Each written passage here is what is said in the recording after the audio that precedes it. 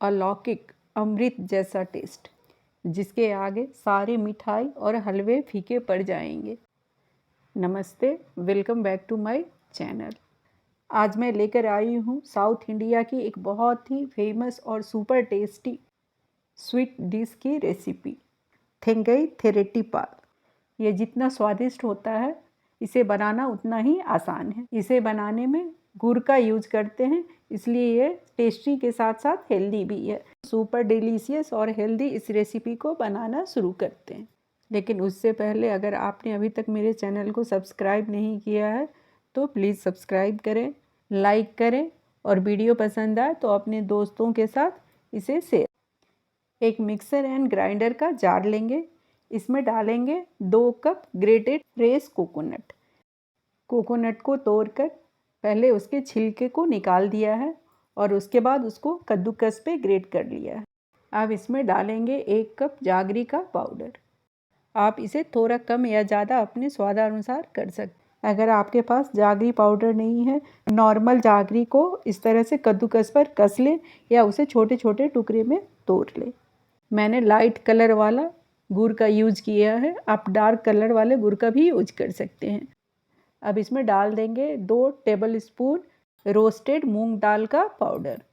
इस पाउडर को बनाने के लिए हमने मूंग दाल को लाइट ब्राउन होने तक भून लिया है और इसे ठंडा करके इसका बारीक पाउडर बना लिया है। ये थोड़ा सा मूंग दाल का पाउडर रह गया था तो मैंने उसको भी डाल दिया है। मैंने 2 से 3 टेबल स्पून डाला है। अब इसमें ऐड करेंगे 2 टेबल स्पून भुने हुए चावल का आटा। इसे बनाने के लिए मैंने रॉ राइस होता है उसको हल्का रोस्ट कर लिया है और ठंडा करके इसका पाउडर बना लिया है। इस तरह से आप राइस को भून लें और ठंडा करके इसका पाउडर बना लें। अब इसमें डाल देंगे 1 छोटी चम्मच इलायची का पाउडर। मैंने इलायची को शुगर के साथ पीसा है, इसलिए ये वाइट कलर का लग रहा है। अब इसमें डाल देंगे 1 पिंच नमक, ये स्वीटनेस को इन्हेंस करेगा। अब हम इन सब को बिना पानी डाले एक बार सूखा पीस लेंगे। ये सूखा पिस गया है तो इसको एक बार मिक्स कर लेंगे और एक बार फिर से सूखा ही पीसेंगे जिससे ये बारीक पिस जाए। अगर डायरेक्ट इसे हम पानी डालकर पीसेंगे तो नारियल अच्छे से बारीक नहीं पीसेगा। ये अच्छे से सूखा पिस गया है तो अब हम इसमें ऐड कर देंगे पानी। इसमें आधा कप मैंने पानी डाला है। अब इसका हम एक बारीक पेस्ट बनाएंगे। पेस्ट को बहुत पतला नहीं बनाए, नहीं तो बनाने में बहुत टाइम लगेगा, और बहुत सूखा भी नहीं रखें, मीडियम जो होता है वो थिकनेस इसका रखेंगे। अब हम इसका बारीक पेस्ट बना लेंगे। पानी डालकर मैंने इसका एक फाइन पेस्ट तैयार कर लिया है, कुछ इस तरह से।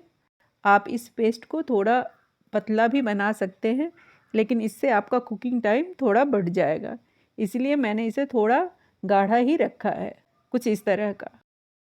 चलिए अब नेक्स्ट प्रोसेस की ओर बढ़ते हैं।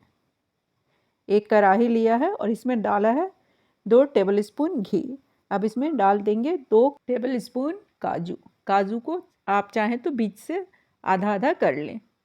अब इसको हम लो हीट पे हल्का ब्राउन होने तक भूनेंगे। इसमें हमें 2 से 3 मिनट लगेगा। ज़्यादा हीट पर इसे नहीं भूने, नहीं तो ये ऊपर से जल जाएगा और अंदर से कच्चा रह जाएगा। लो हीट पे भूनेंगे तो इसमें एक क्रंच सा आएगा। काजू हल्का गोल्डन ब्राउन हो गया है। अब इसमें डाल देंगे नारियल के पीसेस। ये फ्रेश नारियल है जिसको हमने छोटे छोटे पीस में काट लिया है। इसको भी हम भून लेंगे, हीट को लो ही रखेंगे। नारियल हल्का भून गया है तो इसमें डाल देंगे किशमिश। किशमिश हमने 2 टेबल स्पून लिया है, और जो नारियल का पीसेस है वो भी 2 से 3 टेबल स्पून था। अब इन सबको भून लेंगे। अभी भी हमने हीट को लो रखा है और इसे 1 मिनट भून लेंगे।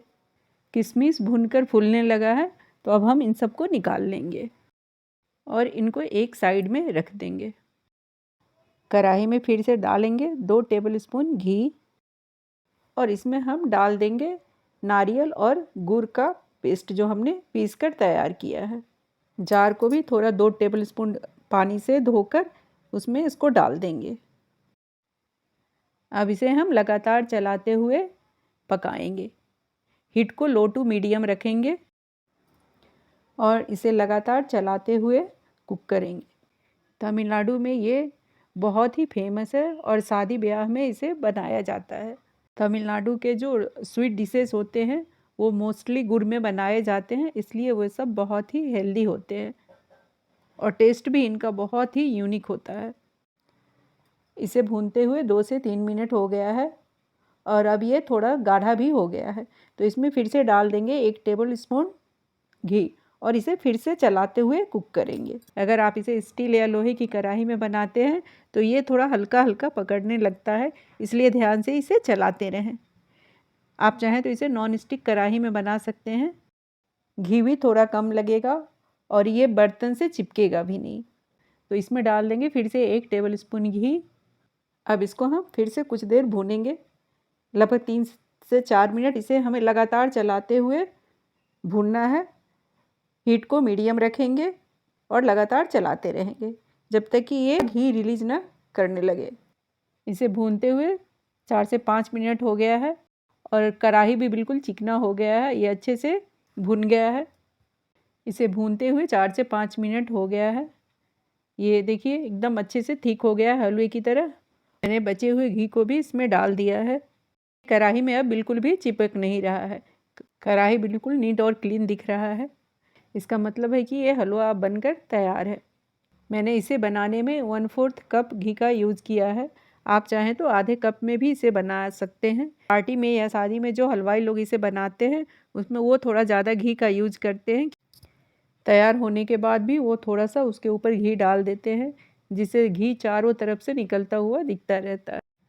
अब इसमें डाल देंगे भुने हुए सारे ड्राई फ्रूट्स, जो काजू, नारियल और किशमिश है उनको, और इनको अच्छे से मिक्स कर लेंगे और इसे 1 मिनट और पका लेंगे। इसकी कंसिस्टेंसी भी परफेक्ट है। तो ये हम पार्टी के लिए नहीं बना रहे हैं, घर के लिए बना रहे हैं, तो इसलिए मैंने थोड़ा कम घी का यूज किया है। लेकिन अगर आप बहुत ज़्यादा घी में बनाते हैं तो इसे थोड़ा पतला रखें। अब ये खाने के लिए रेडी है, लेकिन इसकी प्लेटिंग कर लेते हैं। थोड़े से भुने हुए ड्राई फ्रूट्स को ऊपर से भी इस तरह से रख देंगे।